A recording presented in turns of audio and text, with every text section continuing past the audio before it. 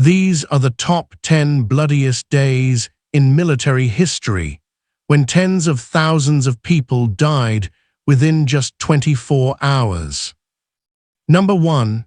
July 1st, 1916. The first day of the Battle of the Somme stands as the bloodiest day in British military history. By the time the sun set on that summer evening in northern France, 19,240 British soldiers were dead and another 38,000 were wounded. Nearly 60,000 casualties in a single day, most of them occurring in the first hour of the attack. It was a catastrophe of planning, a failure of tactics, and a monument to the futility of First World War trench warfare. The British plan was based on a premise that proved fatally wrong. For 7 days before the attack, British artillery had pounded the German lines with over 1.5 million shells. The intention was to destroy the German barbed wire, collapse their trenches, and kill their defenders. British commanders assured their troops that the artillery barrage would be so devastating that they could simply walk across no man's land and occupy the German trenches without resistance. This confidence was so complete that the attacking soldiers were ordered to advance in waves, at walking pace, carrying heavy packs of equipment weighing up to 60 pounds. They were not to run. They were to maintain formation and occupy the enemy trenches in an orderly manner. The reality was horrifically different. The German defenses were far more sophisticated than British intelligence understood. Many German positions were protected by deep dugouts, some as far as 30 feet underground, reinforced with concrete and timber. When the British artillery barrage lifted and the attack began, German soldiers emerged from these dugouts, set up their machine guns, and opened fire on the British infantry walking toward them in neat lines. It was slaughter on an industrial scale. Machine gun fire cut down entire companies in minutes. The barbed wire that was supposed to have been destroyed was largely intact, forcing British soldiers to bunch up at gaps where the machine guns were pre-sighted. The attack began at 7:30 in the morning. Officers blew whistles and led their men over the top. In some sectors, German machine gunners couldn't believe what they were seeing. British soldiers advancing shoulder to shoulder in broad daylight across open ground. They didn't need to aim carefully. They simply traversed their guns back and forth, and the bullets found targets. The mathematics of death were simple and brutal. A single well-positioned machine gun could fire 500 rounds per minute. German defensive positions had multiple machine guns with overlapping fields of fire. The British were attacking on a front of over 15 miles, but at most points, they never got close to the German trenches. Personal accounts from survivors describe a landscape transformed into hell within minutes. The neat formations dissolved as men fell. The wounded cried out for help. Those still moving forward had to step over or around their fallen comrades. The German artillery, which had remained silent during the British bombardment, now opened fire on the attacking troops and on the British trenches behind them. Shells created massive craters in no man's land. Shrapnel cut down men by the dozens. The noise was described as beyond comprehension, a continuous roar that made thinking impossible and communication nearly so. By midday, it was clear the attack had failed catastrophically. Yet the British command continued to send waves forward in some sectors, compounding the losses.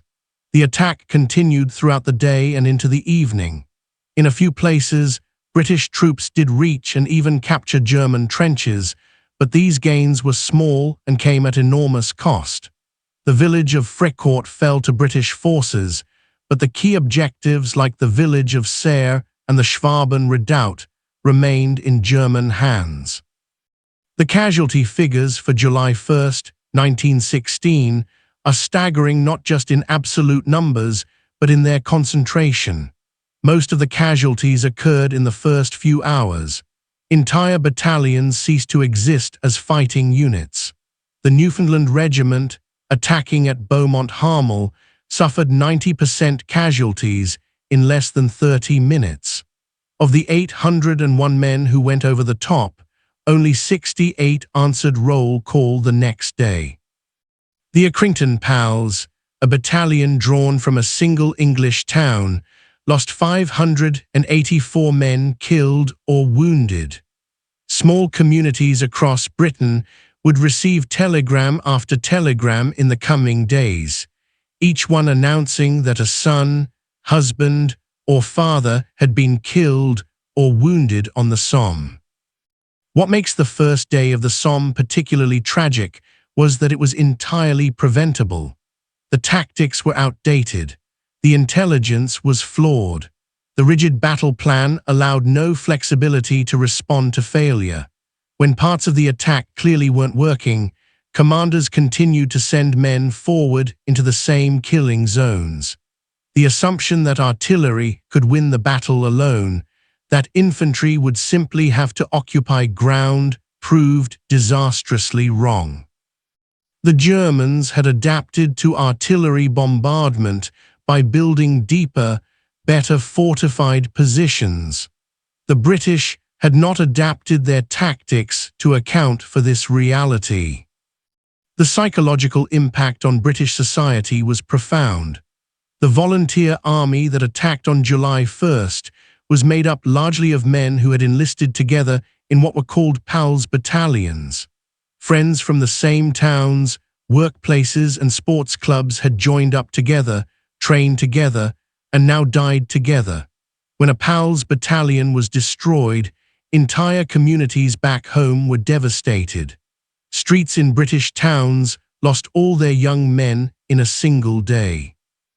The optimism and naive enthusiasm that had characterized British attitudes toward the war in 1914 and 1915 died on the Somme. The reality of industrial warfare, of mass death, of battles that consumed tens of thousands of lives for negligible gains, became impossible to ignore. The Battle of the Somme would continue for another 4.5 months, ultimately causing over 1 million casualties on all sides, but July 1st remained its bloodiest and most infamous day. It became a symbol of everything wrong with First World War generalship, of the disconnect between commanders safe behind the lines and soldiers dying in no man's land, of the terrible cost of clinging to outdated tactics in the face of modern weapons. The date is commemorated every year in Britain as a day of remembrance for one of the darkest moments in the nation's military history. Number 2, August 6, 1945. At 8:15 in the morning, the world changed forever. The Enola Gay, a B-29 bomber named after the pilot's mother, released a single bomb over Hiroshima, Japan. 43 seconds later, at exactly 1,968 feet above the city, the uranium bomb nicknamed Little Boy detonated with a force equivalent to 15,000 tons of TNT. In an instant, between 70 and 80,000 people died. By the end of the year, the death toll would reach 140,000 as radiation sickness and injuries claimed more victims. The people of Hiroshima had no warning. Air raid sirens had sounded earlier that morning, but the all-clear had been given. The city was awake and active. Children were on their way to school. Adults were at work or running errands. The streets were full of people going about their morning routines. 3 B-29s appeared in the clear sky, but this was not unusual enough to cause alarm. What the citizens of Hiroshima could not know was that 2 of those planes carried cameras and scientific instruments, and the third carried a weapon that would instantly kill a significant portion of the city's population. The detonation created a flash of light brighter than the sun. People who were looking in the direction of the blast had their retinas burned. The thermal radiation, traveling at the speed of light, arrived before the sound or the shockwave. Temperatures at ground zero reached several thousand degrees. Human beings near the hypocenter were instantly vaporized, leaving only shadows burned onto walls and pavement where their bodies had blocked the light. These shadows are all that remained of people who simply ceased to exist in less than a second. A millisecond after the light came the heat wave. Exposed skin was seared and burned up to 2 miles from ground zero. People's clothing burst into flames. The black patterns on kimonos absorbed more heat, burning those designs into the flesh beneath. Then came the blast wave, traveling at over 700 miles per hour. Buildings exploded outward and collapsed. People were thrown through the air like leaves in a storm. Glass became deadly shrapnel, propelled at lethal velocities. The characteristic mushroom cloud formed as superheated air rose and cooled. But on the ground, Hiroshima had become a vision of the apocalypse. The immediate death zone extended for over a mile in all directions. Within this radius, survival was almost impossible. Buildings were flattened or reduced to skeletal frames. Fires broke out across the city as overturned stoves, broken gas lines, and the thermal radiation itself ignited thousands of simultaneous blazes. As in Tokyo 5 months earlier, these fires merged into a firestorm, though not as large. The combination of blast, fire, and radiation created multiple ways to die, and death came swiftly for tens of thousands. But the atomic bomb brought something new to warfare, something that made it uniquely horrible beyond even its immediate destructive power. Radiation. People who survived the initial blast and fire began dying in the days and weeks that followed from acute radiation sickness. Their hair fell out, their gums bled, their bodies covered in purple spots as blood vessels broke down under their skin. Internal organs failed. There was no treatment and little understanding of what was happening. Doctors and nurses, many of whom were themselves suffering from radiation exposure, struggled to help patients dying from an invisible killer they couldn't comprehend. The long-term effects would prove equally devastating. Cancer rates among survivors skyrocketed. Birth defects appeared in subsequent generations. The psychological trauma of that single morning haunted survivors for the rest of their lives. They called themselves hibakusha. The explosion affected people, and they carried both physical scars and emotional wounds that never fully healed.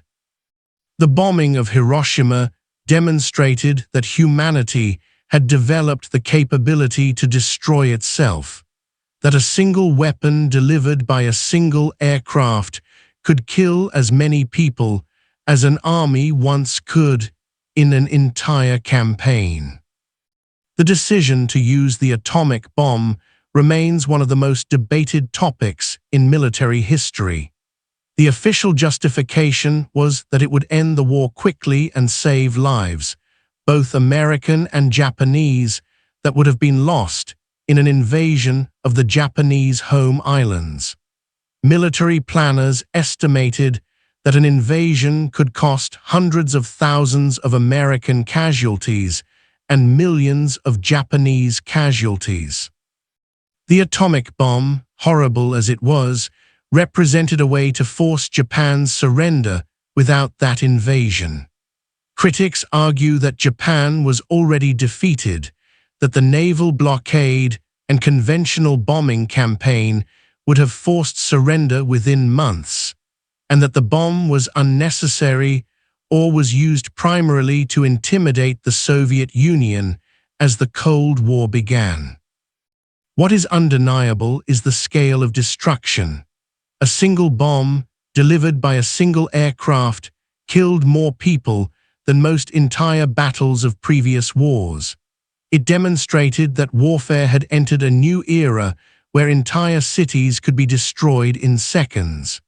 The survivors of Hiroshima spent the rest of their lives bearing witness to what nuclear weapons actually do, not in abstract strategic terms, but in human terms. Their testimony about the burns, the radiation sickness, the psychological trauma, and the long-term health effects became a crucial part of the global understanding of nuclear weapons. Number 3. August 9, 1945. Just 3 days after Hiroshima, before Japan had even fully grasped the magnitude of what had happened, a second atomic bomb fell on Nagasaki. The plutonium bomb called Fat Man detonated at 11:02 in the morning, killing between 40 and 70,000 people instantly. The original target had been Kokura, but cloud cover forced the bomber, Bockscar, to divert to its secondary target. This accident of weather determined which city would suffer nuclear annihilation. Nagasaki's geography saved it from total destruction, but couldn't prevent massive casualties. The city lies in a series of valleys, and the bomb detonated over the Uranus Valley, a narrow industrial district surrounded by hills. These hills shielded other parts of the city from the blast, but in the valley itself, the destruction was absolute. The Mitsubishi Steel and Arms Works, a major military production facility, was the intended target, but as with Hiroshima, most of the casualties were civilians. The explosion was actually more powerful than the Hiroshima bomb, equivalent to 21,000 tons of TNT, but the terrain limited its destructive radius. Still, within the valley, the same horrors unfolded. The flash of light, the searing heat, the crushing blast wave, and the invisible radiation that would kill many who initially survived. One particularly tragic detail was that Nagasaki had a significant Christian population, and the Uranus Cathedral, the largest Christian church in East Asia, stood near Ground Zero. Thousands of Japanese Christians were killed instantly, many while attending morning mass or working near the church. The timing of this second bomb was psychologically devastating. 3 days was not enough time for Japan's leadership to fully process what had happened at Hiroshima, conduct investigations, convene meetings, and formulate a response. The speed of the second attack communicated a terrifying message that America had multiple atomic bombs and the willingness to use them in rapid succession.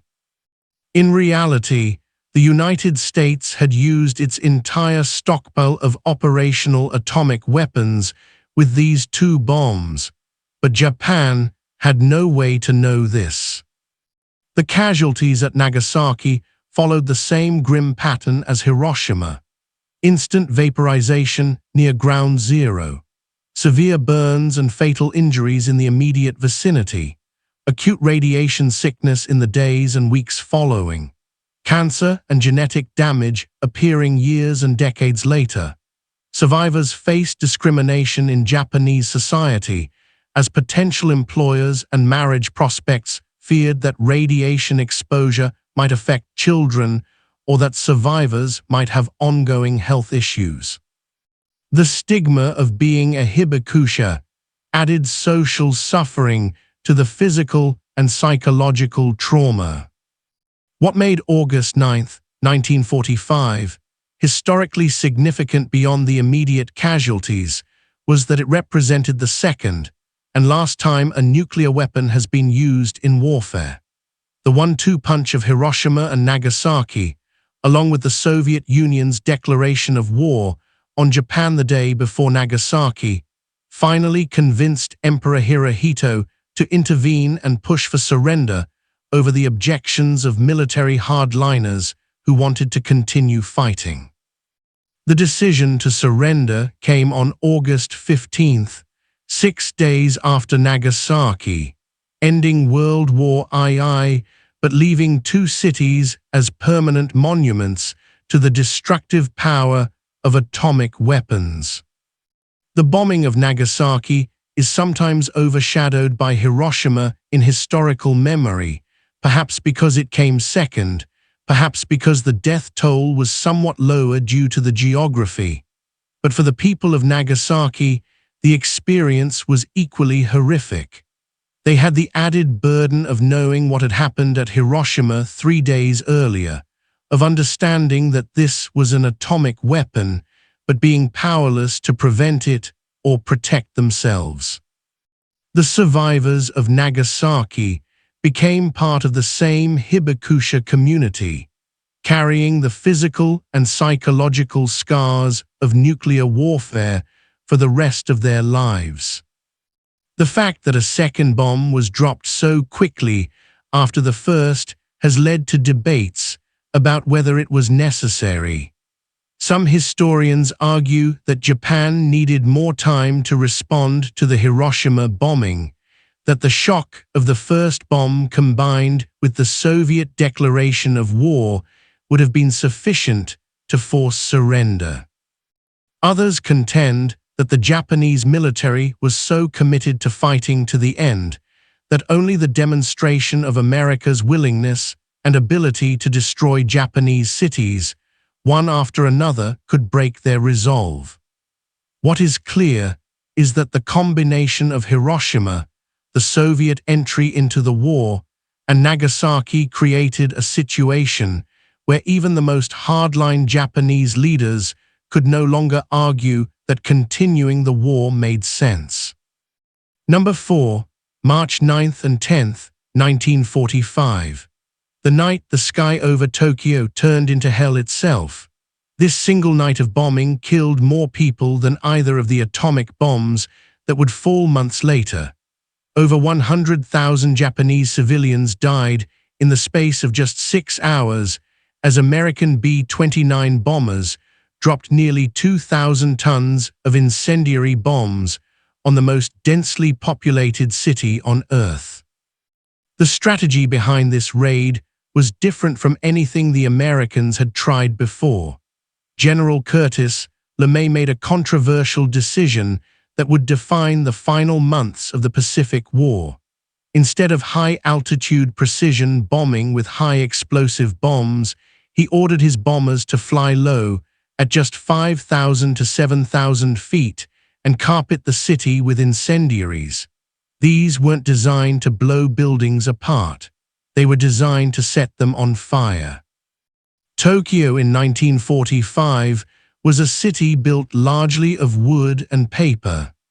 The traditional Japanese architecture that had evolved over centuries, perfectly adapted to earthquakes, became a death trap when faced with modern firebombing. The attack began just after midnight.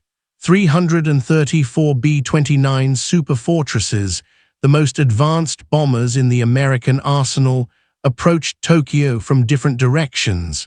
The lead planes dropped their incendiaries in a giant X pattern across the city, marking the target zone for the waves that followed. What happened next was beyond what even the mission planners had anticipated. The fires didn't just spread, they merged. The individual blazes combined into a single firestorm that created its own weather system. The intense heat caused air to rise rapidly, sucking in oxygen from the surroundings and creating winds of hurricane force that fed the flames and spread the fire even faster. The temperature in the center of the firestorm reached 1,800 degrees Fahrenheit. Water boiled in the canals, glass melted, metal warped and twisted. But the worst horror was what happened to the people. In the crowded neighborhoods of eastern Tokyo, families had nowhere to run. The fire moved faster than people could flee. Those who tried to escape through the streets found themselves caught in rivers of flame as the wooden buildings collapsed and burned around them. Many suffocated before the flames reached them, as the firestorm consumed all the oxygen in the air.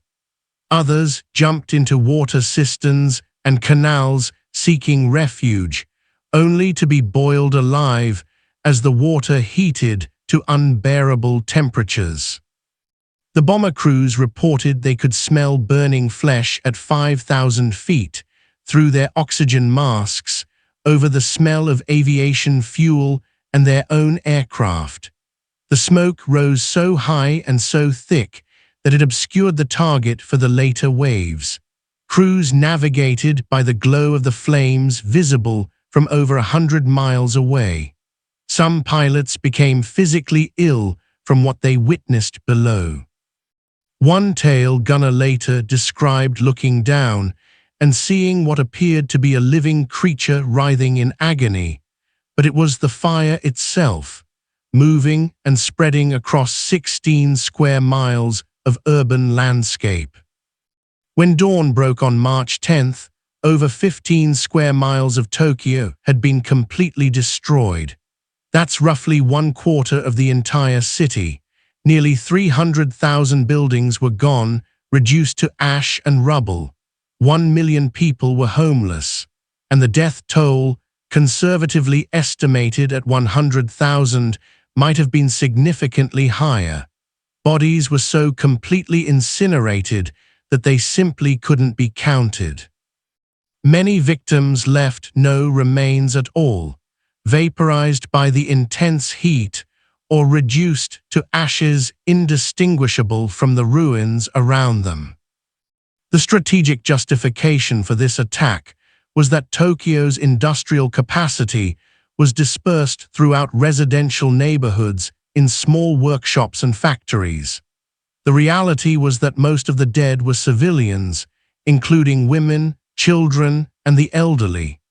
The firebombing campaign would continue against other Japanese cities, but March 9th and 10th, 1945, remains the single deadliest air raid in human history. It killed more people in 6 hours than the Great Chicago Fire, the San Francisco earthquake, and the bombing of Dresden combined. The Tokyo firebombing represented a shift in American strategy. Early in the war, the United States had criticized German and Japanese bombing of civilian areas as barbaric and contrary to the laws of war. American doctrine emphasized precision bombing of military and industrial targets, but by 1945, the lines had blurred. The argument was that in total war, where entire economies were mobilized for the war effort, the distinction between military and civilian targets became meaningless. Workers in factories were supporting the war effort. The homes where they lived were legitimate targets because destroying them would disrupt production. This logic led inexorably to the firebombing of entire cities. General Curtis LeMay, who ordered the raid, was brutally honest about what he was doing. He understood that he was killing civilians on a massive scale. He justified it as a way to end the war faster and save American lives that would be lost in an invasion. After the war, he famously said that if the United States had lost, he would have been tried as a war criminal for what he did to Japan. He saw his actions as necessary in the context of total war, but was under no illusions about their moral implications. The survivors of the Tokyo firebombing faced challenges similar to those of the atomic bomb survivors, though without the radiation component. They lost homes, families, and communities, Many suffered severe burns and injuries. The psychological trauma of that night haunted them. The smell of burning wood could trigger flashbacks. The sound of air raid sirens, even in peacetime drills years later, brought back the terror. Like the Hibakusha, the survivors of the firebombing became living witnesses to the horrors of modern warfare, to what happens when military technology advances to the point where entire cities can be destroyed in a single night. Number 5. September 17th, 1862. The Battle of Antietam, known in the South as the Battle of Sharpsburg, remains the bloodiest single day in American history. In 12 hours of fighting along Antietam Creek in Maryland, approximately 23,000 men were killed, wounded, or missing. This single day produced more American casualties than the War of 1812, the Mexican-American War, and the Spanish-American War combined. It was a day of uncoordinated attacks, desperate fighting, and staggering losses on both sides, fought to what was essentially a tactical draw, but a strategic Union victory. The battle came at a crucial moment in the American Civil War. Confederate General Robert E. Lee had invaded Maryland, hoping to win a victory on Northern soil that might convince European powers to recognize the Confederacy and might turn Northern public opinion against the war. Union General George McClellan had intercepted Lee's army near Sharpsburg, Maryland, and had the advantage of numbers and defensive position. But the battle that unfolded was a series of separate, poorly coordinated attacks rather than a unified offensive plan. The fighting began at dawn in a cornfield on the northern end of the battlefield. Union troops under General Joseph Hooker attacked Confederate positions held by Stonewall Jackson's corps. The cornfield, which stood taller than a man, became a killing ground. Men fired at each other at point-blank range. The corn was cut down by bullets and artillery fire as if harvested by a scythe. Control of the cornfield changed hands multiple times as attacks and counterattacks surged back and forth. The casualties were so heavy that later soldiers described how you could walk across the cornfield, stepping only on bodies without touching the ground. As the fight in the cornfield raged, the battle shifted south to a sunken road that Confederate troops had turned into a defensive position. This road, worn down by years of wagon traffic, was lower than the surrounding fields and provided natural cover. Confederate infantry lined up along the road and poured devastating fire into attacking Union forces. For 3 hours, Union troops made repeated attacks on what came to be known as Bloody Lane. The Confederates held firm, inflicting terrible casualties, but eventually Union forces gained positions that allowed them to fire down the length of the sunken road, turning the Confederate defensive advantage into a death trap. The fighting here was so intense that after the battle, bodies were piled 2 and 3 deep in the lane. The third major phase of the battle occurred in the afternoon at Burnside's Bridge on the southern end of the battlefield. A single stone bridge crossing Antietam Creek was defended by a small Confederate force that held up an entire Union corps for hours. The creek was shallow in many places and could have been forded, but Union General Ambrose Burnside insisted on attacking directly across the bridge, funneling his troops into a narrow approach covered by Confederate riflemen on the heights above. Attack after attack was repulsed with heavy losses before Union troops finally took the bridge and crossed the creek.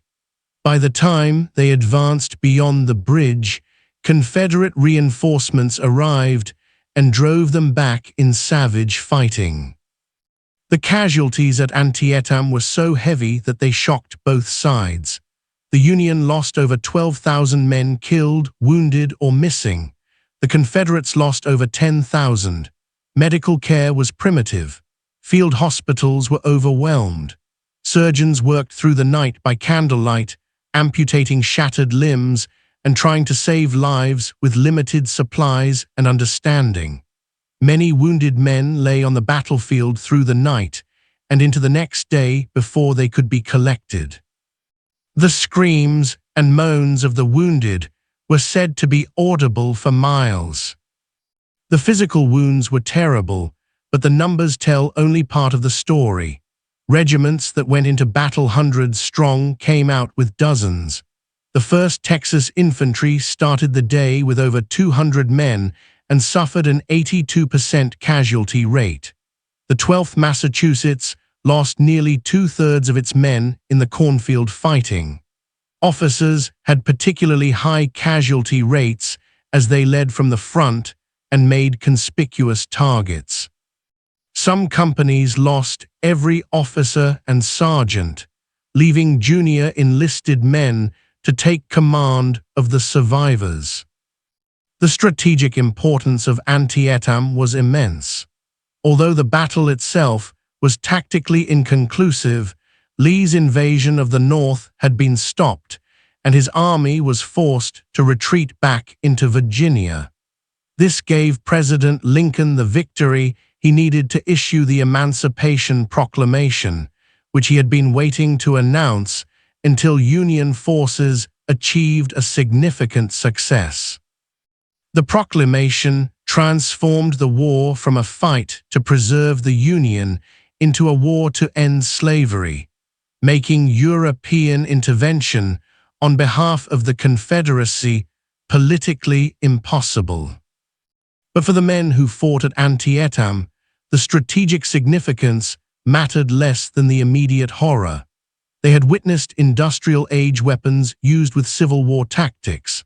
Rifled muskets accurate at several hundred yards combined with massed infantry attacks in close-order formations created killing on a scale that was unprecedented in American experience. The artillery, firing canister shot that turned cannons into giant shotguns, could sweep entire lines of men away in seconds. The combination of firepower and determination to stand and fight produced casualty rates that both sides found difficult to sustain. The aftermath of Antietam shocked the nation. Matthew Brady's photographs of the dead lying in the cornfield and a long bloody lane were displayed in his New York gallery, giving civilians their first realistic view of battlefield carnage. The images horrified the public. Up to that point, most people's understanding of war came from romanticized paintings and heroic descriptions. Brady's photographs showed the reality: bloated corpses, torn uniforms, the random sprawl of violent death. The images made it impossible to maintain illusions about the glory of war. Number 6. August 22, 1914. The Battle of the Frontiers, particularly the fighting on August 22nd, was one of the bloodiest days of World War I and one of the deadliest in French military history. On this single day, the French army suffered approximately 27,000 men killed, the highest single-day death toll France would experience in the entire war. The total casualties, including wounded and captured, exceeded 40,000. The bloodshed came as French forces, attacking in accordance with their doctrine of offensive spirit, ran into German defensive positions and machine gun fire. The Battle of the Frontiers was actually a series of battles fought along the Franco-German border in the opening weeks of World War I. French war doctrine, shaped by decades of thinking about revenge for the defeat in the Franco-Prussian War, emphasized the importance of morale, aggressive offensive action, and the bayonet charge. French officers believed that attacking with sufficient spirit and determination could overcome defensive firepower.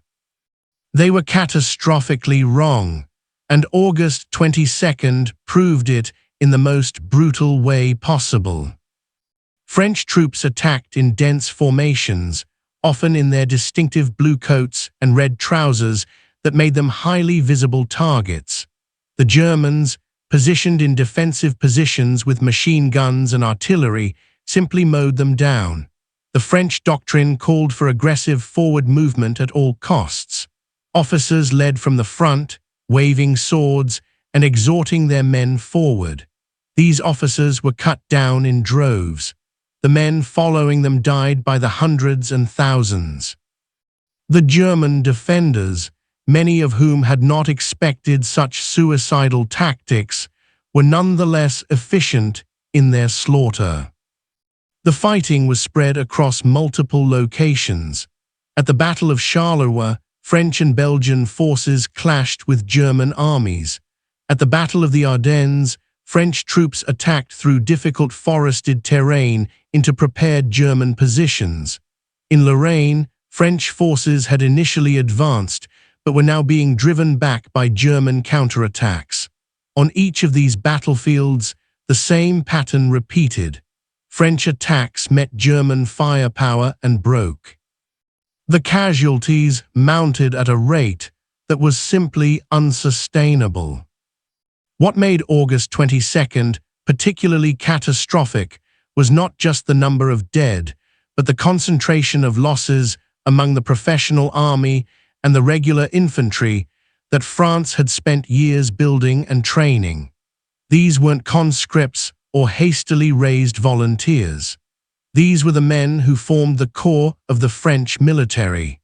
Their loss weakened France's ability to conduct offensive operations for years to come. The junior officers and sergeants, the men who provided leadership and tactical expertise at the small unit level, were killed in disproportionate numbers because they led from the front as doctrine required. The French soldiers who survived the attacks on August 22nd were traumatized not just by the death around them, but by the futility of it.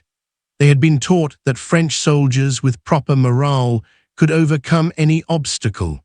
They discovered that morale meant nothing against machine gun fire. They had been told that the bayonet charge would decide battles. They learned that they died long before getting close enough to use their bayonets. The confident, almost arrogant certainty that had characterized French military thinking before the war was shattered along with the armies that embodied it. The German defenders, while they inflicted terrible casualties, were also affected by what they witnessed. Many German soldiers had expected a professional, controlled conflict. Instead, they found themselves killing French soldiers in vast numbers, shooting down men who kept coming despite obviously hopeless odds. Some Germans expressed something close to respect for the French soldiers' courage, even as they found their tactics incomprehensible.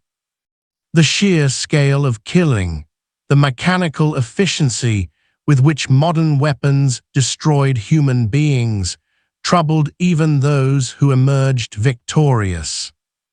The strategic consequences of August 22nd and the broader battle of the frontiers were significant. The French offensives had failed completely. The vaunted Plan XVI, which called for offensive operations to drive into German territory, had been defeated with massive casualties. Meanwhile, the German armies were sweeping through Belgium and threatening to outflank the entire French defensive line. The defeats of late August forced France to abandon its offensive doctrine and focus on defensive fighting, setting the stage for the race to the sea and the establishment of the trench lines that would define the Western Front. For France as a nation, August 22, 1914, represented a moment of profound shock. The war had begun with enthusiasm and confidence. Crowds had cheered as soldiers marched off to what many expected would be a short, victorious conflict. Less than a month later, France was reeling from a single day that killed nearly 30,000 of its young men. The lists of dead and wounded posted in town squares across France were staggering in length.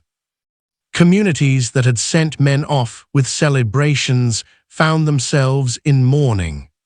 The romantic illusions about war that had persisted into the 20th century died, along with the men who had believed in them.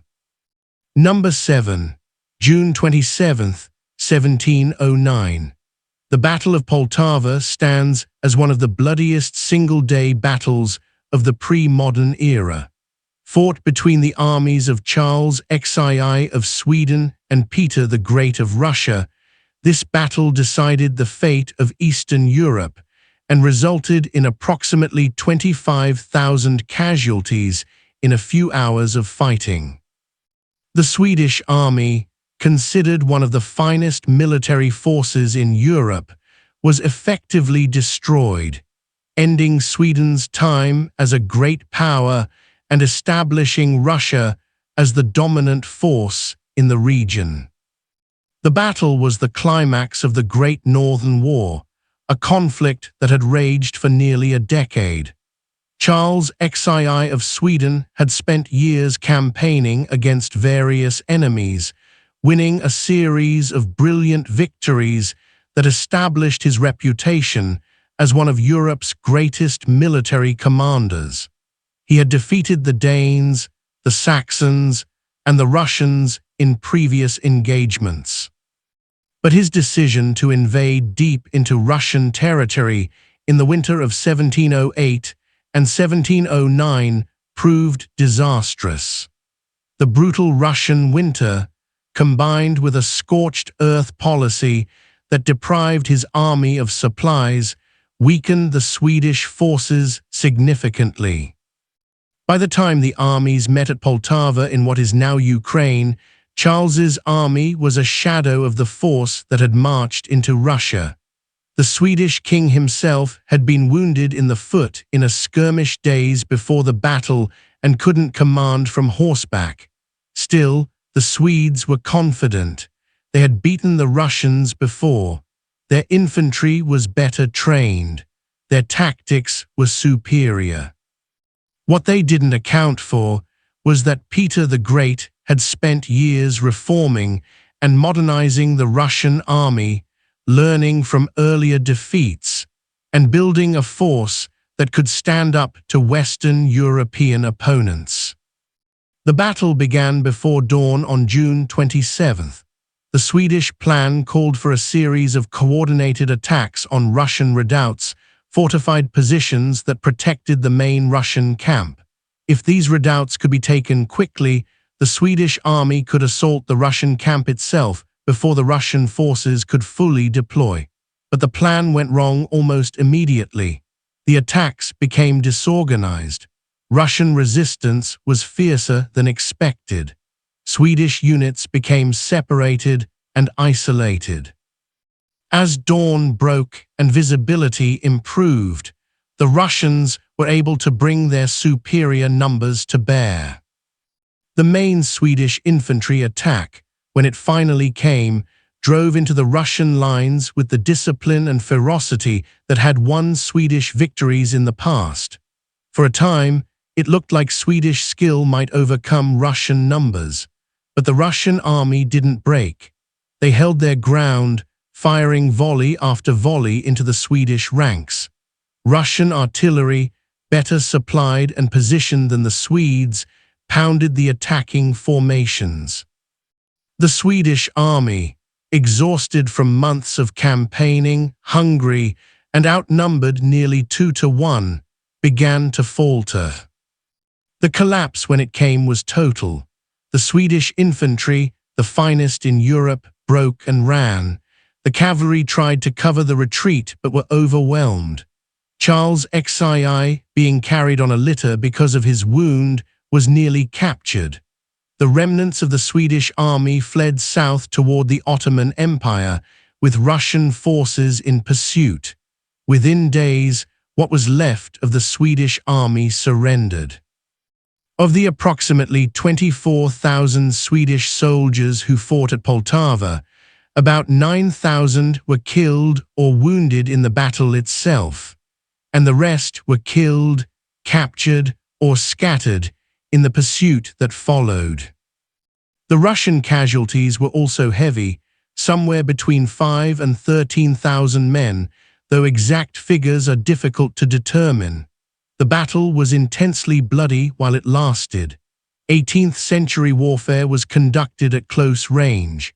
Musket volleys were fired at distances of under 100 yards. Artillery used solid shot and canister at similar ranges. Men fought hand-to-hand with bayonets and swords when the firing lines clashed. The casualties reflected the brutal, close-range nature of the combat.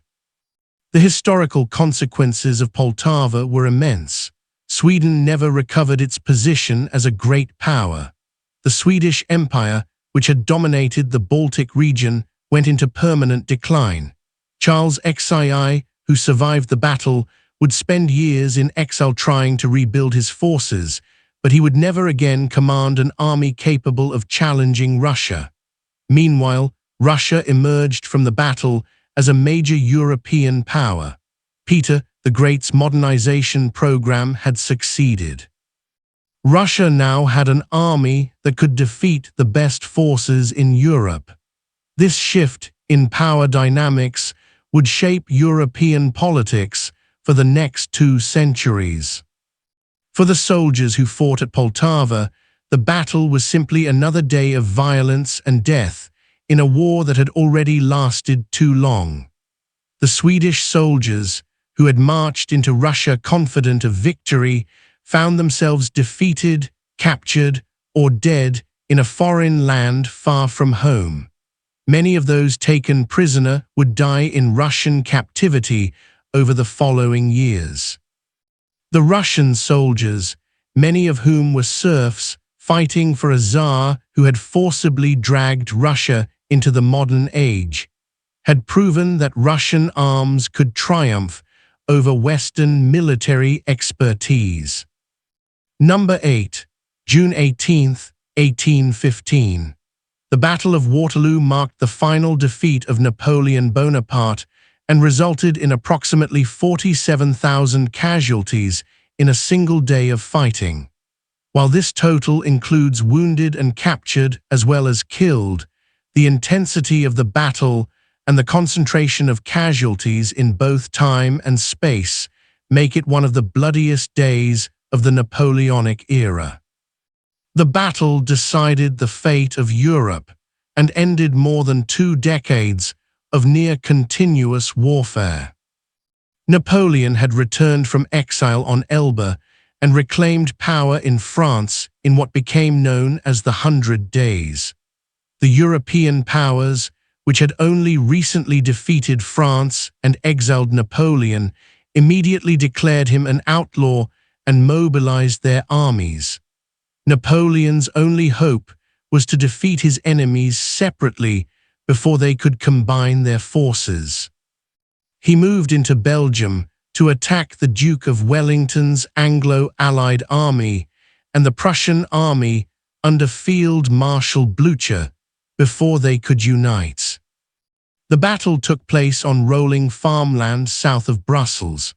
Wellington had chosen his position carefully, placing most of his infantry on the reverse slope of a ridge where they would be protected from French artillery fire.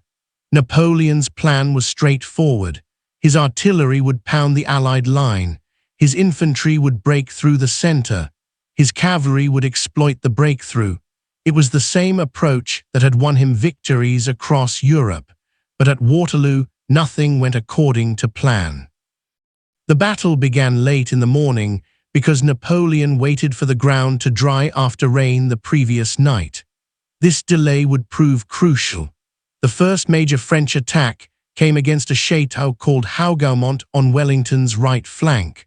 What was supposed to be a diversion turned into a brutal struggle that consumed thousands of French troops throughout the day.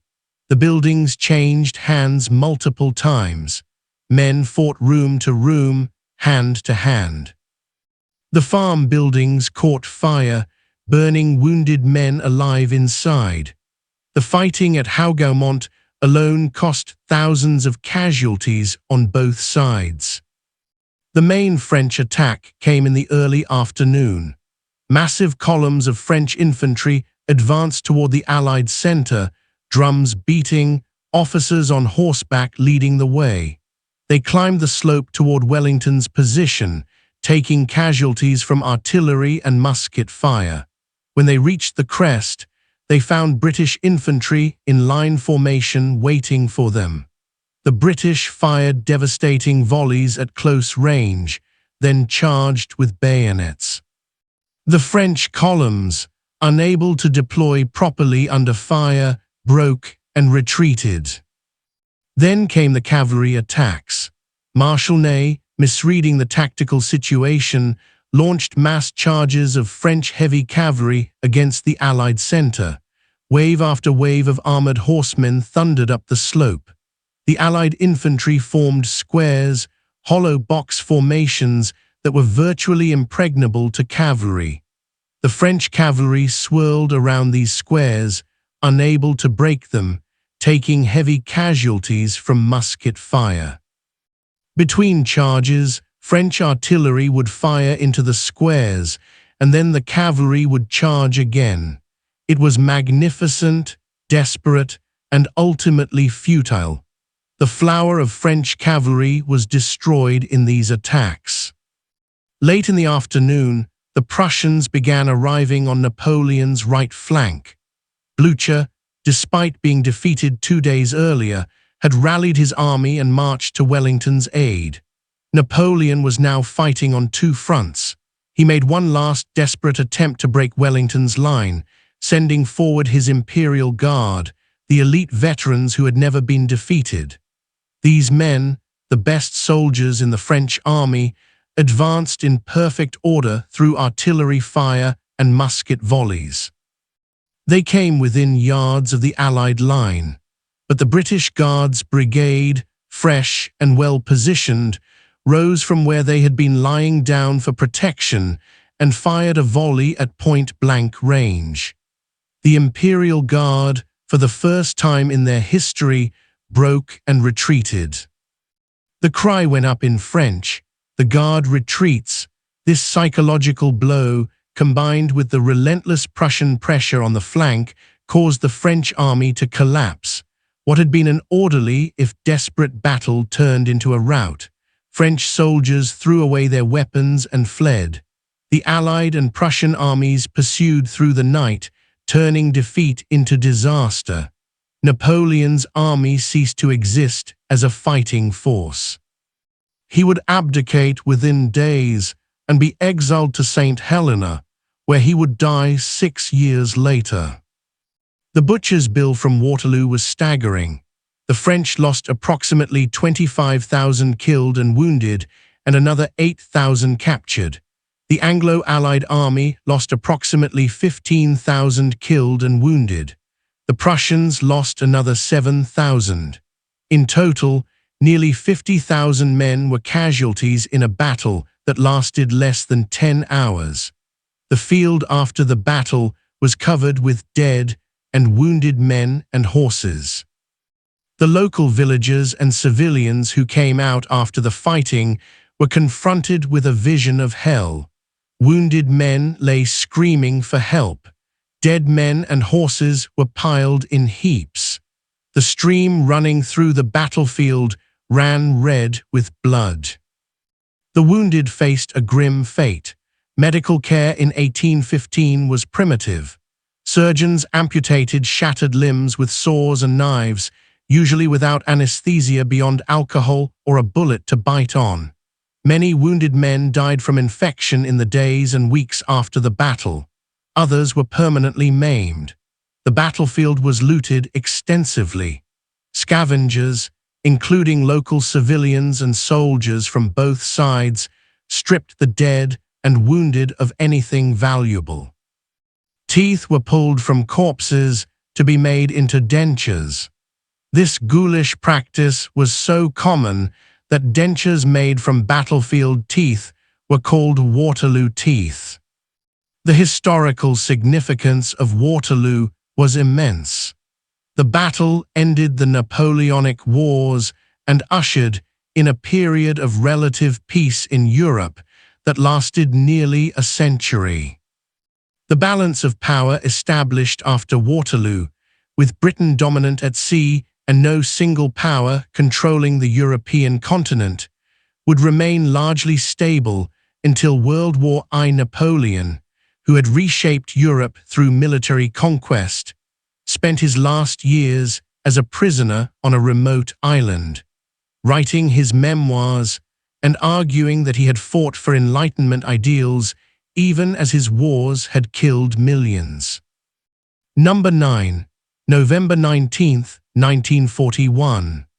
Operation Uranus, the Soviet counteroffensive at Stalingrad, began on this day and in the first 24 hours resulted in staggering casualties as Soviet forces broke through Romanian defensive lines and began encircling the German Sixth Army.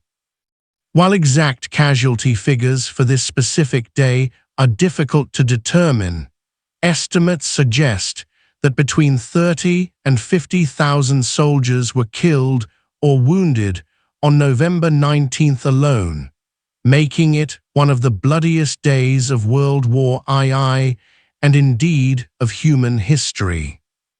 The context for this day was the broader Battle of Stalingrad, which had been raging since August 1942.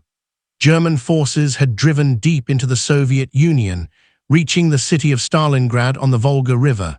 For months, brutal urban combat had consumed both armies as they fought over every building, every street, sometimes every room. The Germans had gradually pushed the Soviet defenders back to a narrow strip along the river, and it seemed the city would soon fall.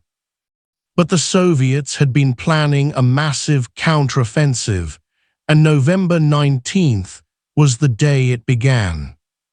The Soviet plan was brilliantly simple. Instead of attacking the German forces in Stalingrad directly, they would strike at the weaker Romanian armies protecting the German flanks. Two massive pincer attacks, one north of Stalingrad and one south, would drive deep into the Axis rear and meet somewhere west of the city, encircling all the German forces in and around Stalingrad. The operation required careful planning, massive troop movements that had to be kept secret, and precise coordination between multiple Soviet armies. The fact that it worked is a testament to how much the Red Army had learned in 2 years of brutal warfare. The offensive began before dawn on November 19th with a massive artillery barrage. Over 3,000 Soviet guns opened fire on the Romanian positions north of Stalingrad. The bombardment lasted for hours and devastated the defenders. The Romanian troops, equipped with inferior weapons and lacking the heavy tanks and artillery of their German allies, could do little but huddle in their positions and endure. When the barrage lifted, Soviet infantry and armor poured through the Romanian lines. The fighting that followed was chaotic and brutal. Romanian units fought with desperate courage in some places, knowing that Soviet treatment of prisoners could be harsh, but they were simply overwhelmed. Soviet tanks, including the new T-34s that were superior to anything the Romanians had, drove deep into the rear areas. Soviet infantry followed, mopping up pockets of resistance. German units rushed to plug the gaps, but were too few and too slow. By the end of the day, the northern pincer had advanced over 20 miles, shattering the Romanian Third Army and threatening the rear of the entire German position. The southern pincer attacked the next day, November 20th, with similar success against Romanian Fourth Army positions south of Stalingrad. Within 4 days, the two pincers met at Kalach, completing the encirclement. Over 250,000 Axis soldiers, most of them German, were now trapped in a pocket around Stalingrad. They would spend the next 2 months slowly starving and freezing as the Soviets tightened the noose. When the pocket finally surrendered in February 1943, fewer than 100,000 men marched into Soviet captivity, and most of them would not survive to return home. But November 19th was the day that sealed the fate of these men. The casualties on that day came from multiple sources. The Soviet artillery barrage killed thousands of Romanian soldiers outright. The tank and infantry attacks killed thousands more. Soviet casualties were also heavy as they drove through defensive positions and fought counterattacking German units.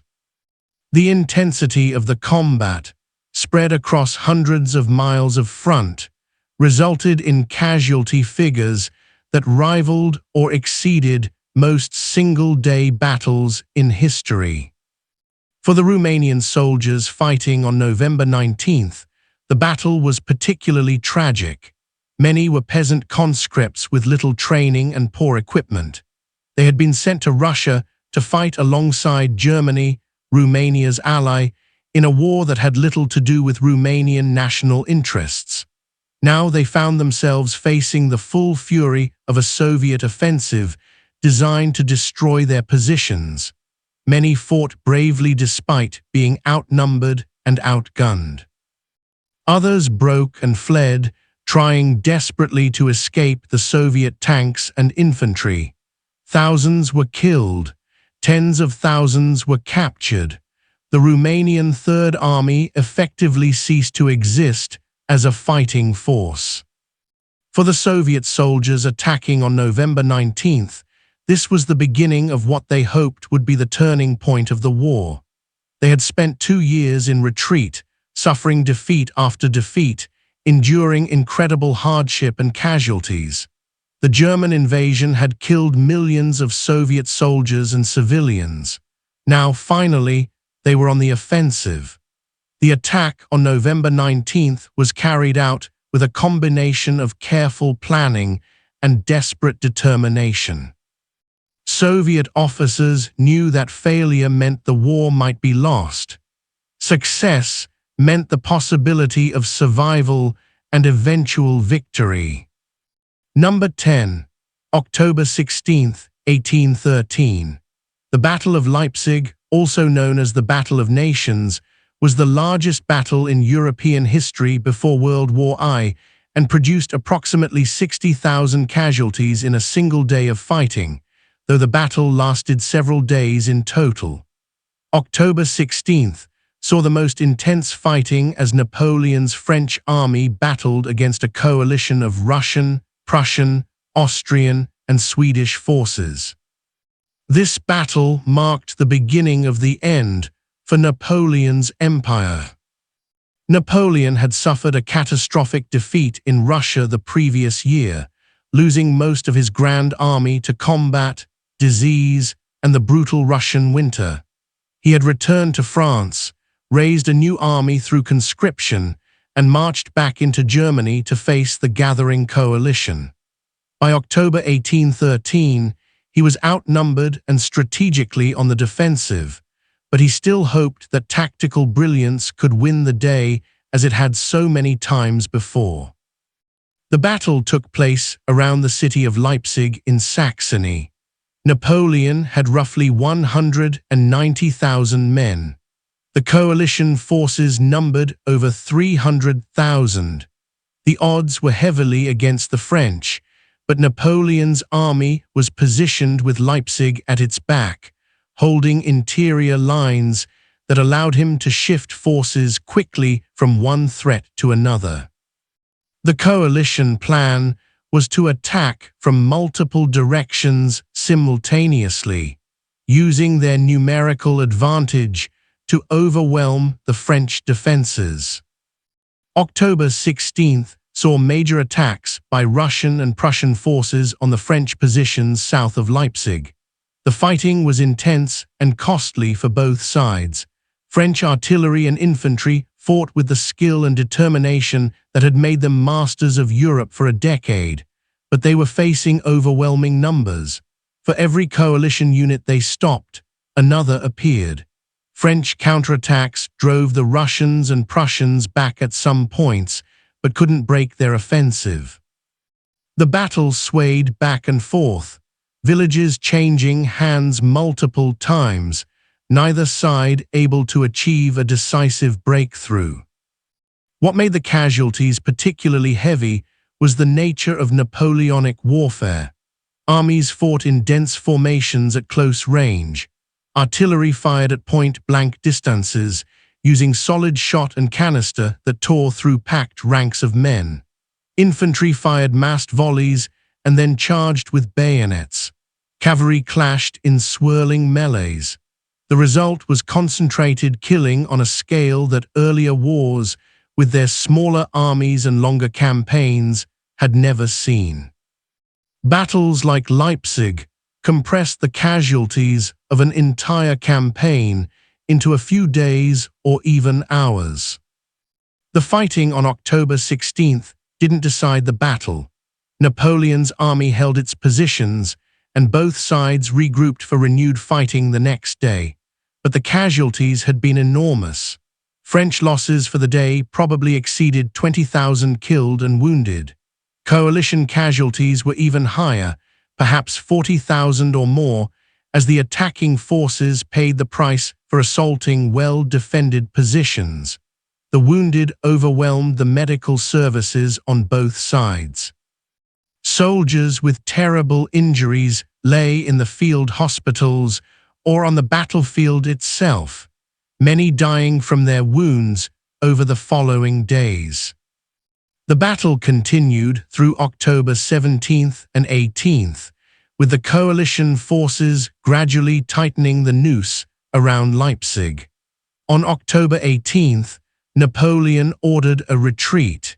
His army began pulling back through Leipzig toward the west, fighting rear-guard actions to hold off pursuing coalition forces.